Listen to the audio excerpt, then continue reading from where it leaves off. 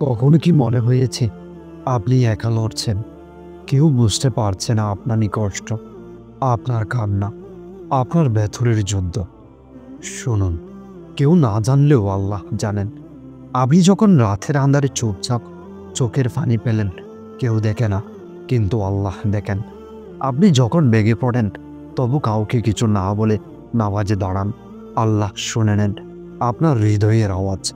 মানুষ ভুল বুঝতে পারে, দুনিয়া অবহেলা করতে পারে, কিন্তু আপনার প্রতিটি নিঃশ্বাসের বার, প্রতিটি ধৈর্যের মুহূর্ত আল্লাহর কাছে হিসাব আছে।